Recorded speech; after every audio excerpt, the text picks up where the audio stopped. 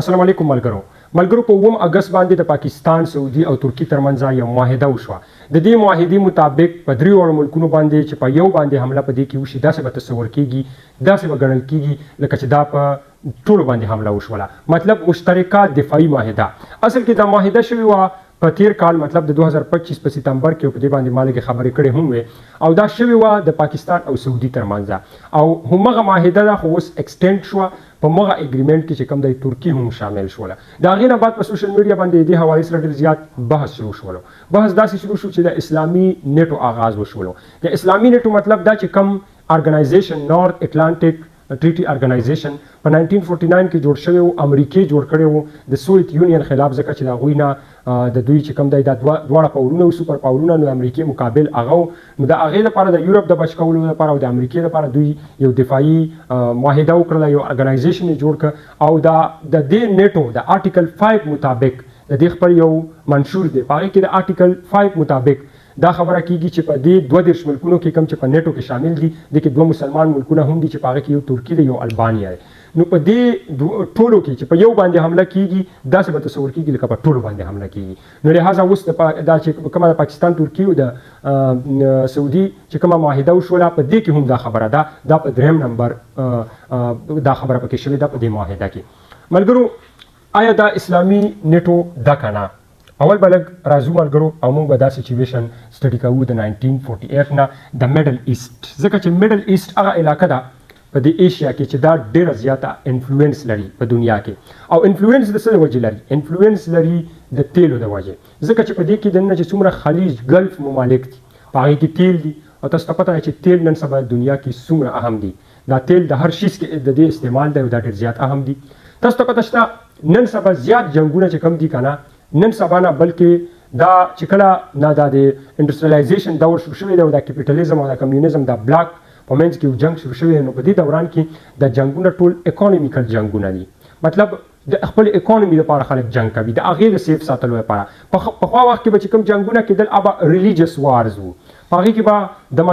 مذهب ته کتل کېدل، اوس مفادو ته کتل کېږي. مطلب اوس که خیال وکړي مسلمان ملکونه په خپلو کې څومره جنګونه کوي، هغوی په خپلو کې څومره مخالف دي. ریلیجس یو دی، مذهب یو دی، دین یو دی، خو نه، مفاد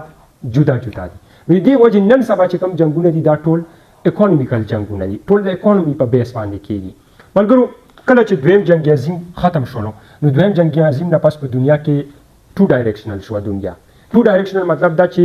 2 ملکونو باندې ټوله دنیا انفلوئنس شو. دا 2 ملکونو په ټوله دنیا باندې انفلوئنس شو، امریکا او رشیا، چې په هغه ټیم کې به یو اس اس آر ورته سوویت یونین، ځکه چې د 1991 کې هغه نور ملکونه ته جدا شول. نو دا دواړه پاورونه په خپلو کې یو ټکراو راغللو، او دا دواړه رنمودار شول. باقي چې کوم ملټي ډایرکشنل دنیا وه د دویم جنګ عظیم نه مخکې، ملټي ډایرکشنل دنیا مطلب دنیا کې ډېر پاورونه وو، جرمني هم وو، جاپان هم وو، نور هم ډېر وو، خو هغه بیا ختم کړی شول، او دا 2 پاورونه راغله. اوس د دې دواړو ترمنځ یو اکانومیکل، یو بایولوژیکل، یو کولډ وار شروع شول 1945 نه بعد، چې ویل چې زه پکې مخکې راشم، بل ویل چې زه پکې مخکې راشم. او د هغه وارو چې د دې د وجې په دنیا کې پراکزي وار هم راغلل، ګوریلا وار هم راغلل، او د دې د وجې چې کوم دی په دنیا کې ډېر بدلونونه راغلل. ملګرو، په 1948 کې اسرائیل ریاست په دنیا کې چې کوم دی وجود کې راغلل. په 1948 کې لږ اسرائیل چې کوم دی دنیا د هر ځای نه فلسطین ته راغلل، په هغې کې آباد شول، په هغې باندې قبضه وکړله، او یو ریاست یې ځان نه جوړ کړلو. امریکې اول په سر باندې هغه تسلیم کړلو، او امریکې د دې شي دپاره تسلیم کړلو چې امریکا چې کوم دی په میډل ایسټ کې دته یو اتحادي پکار و. په دغه ټیم کې د عرب ملکونه د دې سره اتحادیان نه وو څنګه چې نن دي. دا بیا وروستو درته پکې راځم چې دا څنګه جوړ شول اتحادیان. نو دا اتحادي د ده لپاره اسرائیل شو، نو هغې د وجې یې تسلیم هم کو. د دې دواړو د یو بل نه ډېر مفاد و. دا خو بني اسرائیل دی، دوی کې خفیه تنظیمونه او څه قسمه چالونه، څه قسمه سازشونه جوړوي چې د هغې د وجې یو سوپر پاور امریکا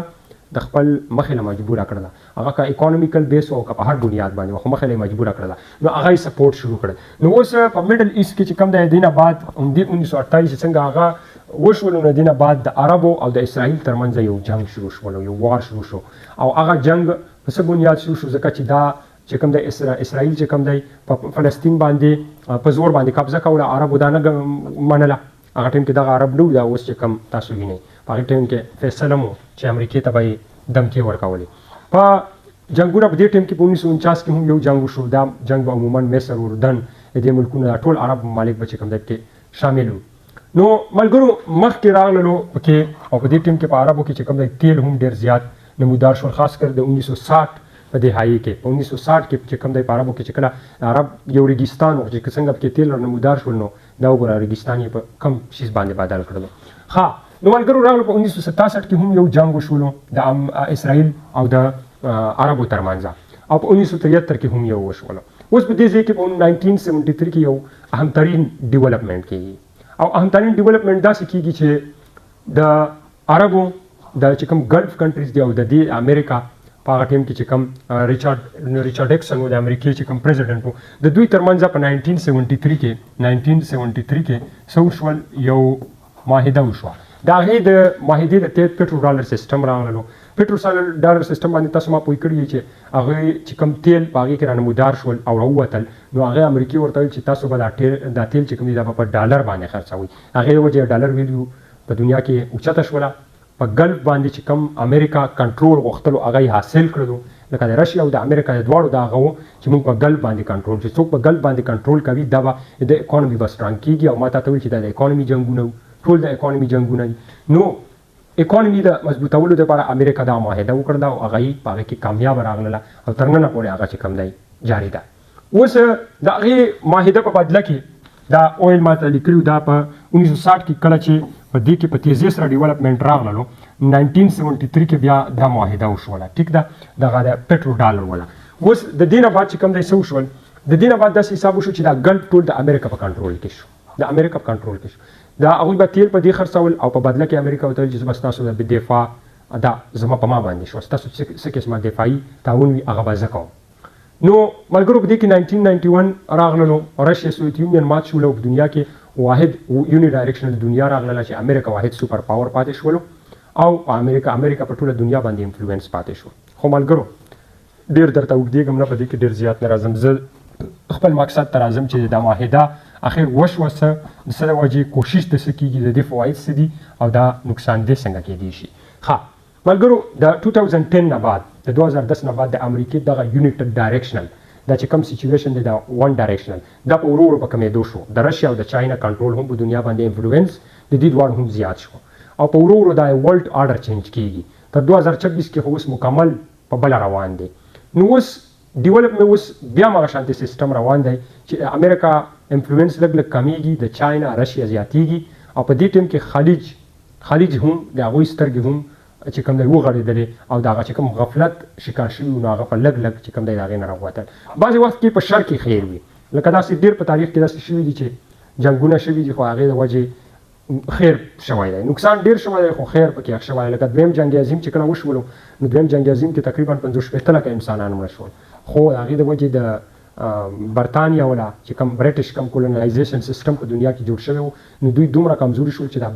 دا کولونایزیشن ختم شول د دنیا نه، چې کوم کنټرول یې په ټوله دنیا باندې کړی دا ختم شولو. نو دا شان د فرانس هم نو دغه حساب د دویم جنګ عظیم دا نتیجه وه. اوس چې کوم ډونالډ ټرمپ کوم جنګ د ایران خلاف شروع کړی و، په هغې کې داسې وشول چې جنګ خو وشولو، ایران ته نقصان ورسېدلو، خو اوس د هغې جنګ اثرات راغلل. په دې جنګ کې نقصان خلیج ممالک ته ورسېدلو. ایران بار بار خلیج ممالکو باندې حملې کوي او چې په خلیج ممالک باندې حملې کوي نو دې وجې ده چې کم په 1973 کې دا د امریکا سره د دوی معاهده شوې وه، نو دې د وجې چې کم خلیجي ممالک دي دوی ته دا پته ولګېده چې امریکا زموږ په دفاع کې ناکامه شوه، بلکې امریکا صرف زموږ د خپل مفاد پوره کوي، بلکې زموږ د دفاع هېڅ غم ورسره نشته. څنګه چې یورپ ته اوس پته ولګېدله. امریکا ګوره داسې دی چې امریکې کله ملګرتیا کوي دا به په نیمه کې پرېږدي او داسې ډېر وکړه، خصوصا د پاکستان سره یې ډېر وکړل، دا هم ډېر باور لري. خو لکه بیا ته ګوره او دې سره په تاریخ کې څه کړي دي هغه خو تاسو ته پته ده. نو اوس په دې کې څه وشول، اول سعودي عرب دا اګریمنټ د پاکستان سره وکړی. سعودي عرب مقصد دا دی چې اوس زه یو مضبوط مطلب یو بل اتحادیه ځان دپاره وګورم چې زما دفاع د هغې د وجې سترانګ شي، زه د خپل دفاع غم وکړم، ځکه چې امریکا نه زموږ نور څه امید نشته دی. په دې کې اوس ترکي هم شامله شوله او نور خلیجي ممالک هم په دې باندې فوکس کوي. یاد وساتئ په دې کې نقصان څه کېدای شي، په دې کې نقصان دا کېدای شي چې که چېرته په نورو خلیجي دا ډیفینس معاهده په دې باندې ما لږې لږې خبرې کړې وې مختصر شانتې، اوس مې ته پوره په ډیټیل سره وویل او اوس هم درته وایم. دا معاهده کې یو یره دا ده چې که چېرته د امریکې دباو راغللو په باقي خلیجي ممالک باندې چې دا معاهده به چې کوم دی تاسو دا نه قبلوئ او نه به په دې کې شاملېږئ، نو په دې دوران کې چې څنګه په پیله جنگ عظیم په دنیا کې شوی و هغه هم د دې ټریټیز د وجې شوی و هغې کې داسې انکشاف شوی و چې مختلف سلطنتونو ترمنځ ټریټیز شوی و څنګه ټریټیز دغه شان یاره که په تا باندې حمله وشوه به په ما باندې هم حمله وي نو د دې د وجې چې کله په یو ملک حمله وشوله هغې د وجې چې کوم دی ټریټیز شوي ټوله دنیا کې جنګ جوړ شو دا خو په ما حمله وشوه بل دا په ملا حمله وشوه هغې د وجې سلطنت عثماني چې مسلمانانو 600 کالو سلطنت هغه هم ختم شولو نو که چېرته دغه شان پاتې شوله او باقي په دباو کې راغلل باقي ملکونه او دا معاهده نورو خلیجي ممالکو په هغې کې شرکت ونه کړلو نو دې مخکې دا نقصان کیدی شي چې دې د وجې چې کوم دی خپله د مسلمانانو په منځ کې تفریق راتلی شي غټ جنګ ته جوړېدی شي په خلیج کې لنډ مثال یې بل در کوم یو بل نقصان ایران تاسو ته پته چې ډېر وخت نه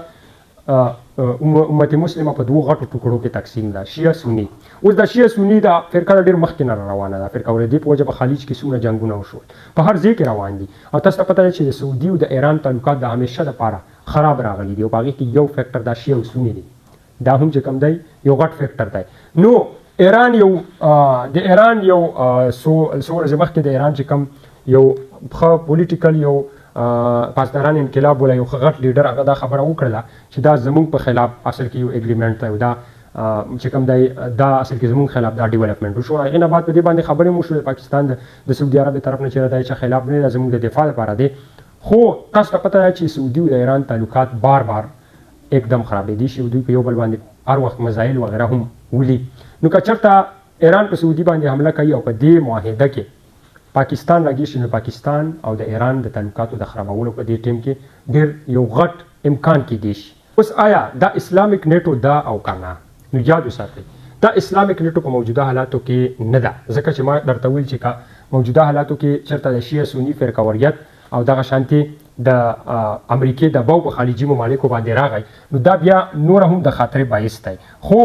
که چېرته دا په دې کې ټول خلیجي ممالک شامل شول او په دې کې ایران هم شامل شو چې په نن سبا مسلمان دنیا کې یو غټ انفلوئنس لري او د امریکا د جنګ د وجې هغه انفلوئنس نور هم زیات شولو نو دا بیا واقعي یو اسلامي نیټو ده په دنیا کې تقریبا 50 ملکونه دي مسلمان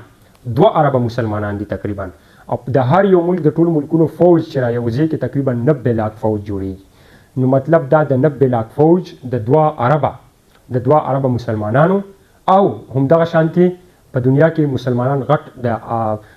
آبادی د ایریا لحاظ سره غټ ملکونو ترمنځ به دا یو غټه معاهده شي چې دا به واقعي د نیټو نه هم غټه شي خو که چېرته دې مخکې دوام ولرلو او د امریکا او همدغه شانتي هغوی د سازشونو تا ته پته شته که نه د اسرائیلو هغوی په مخه کې رکاوټ ونه ګرځېدل نو بیا دا ډېر یو ښه قدم دی او بیا دا چې کوم دی زموږ دپاره د اسرائیل دپاره په میډل ایسټ کې د هغوی د ختمېدو دور او د امریکا د انفلوئنس چې کوم په میډل ایسټ کې راغلی دی دا د دې د ختمېدو فای به وي مطلب هغه وخت به راشي چې امریکا انفلوئنس به هم د میډل ایسټ نه ختم شي په ګلف باندې په ابنای هرموز باندې به کنټرول هم د مسلمانانو راشي همدغه شانتي اسرائیل چې کوم ظلمونه کوي اسرائیل چې کوم په میډل ایسټ کې خپل انفلوئنس کول غواړي کوم ګریټر اسرائیل جوړول غواړي نو هغوی دغه اراده به هم چې کوم دی خاورې شي نو الله دې وکړي چې مخه کې رکاوټ جوړ نه شي او نه دا د مسلمانانو لپاره شر وګرځي بلکې دا مخکې دوام ولري او نور ملکونه پکې شامل شي او د ټولو 50 اسلامي ملکونو یو اتحاد جوړ شي آمین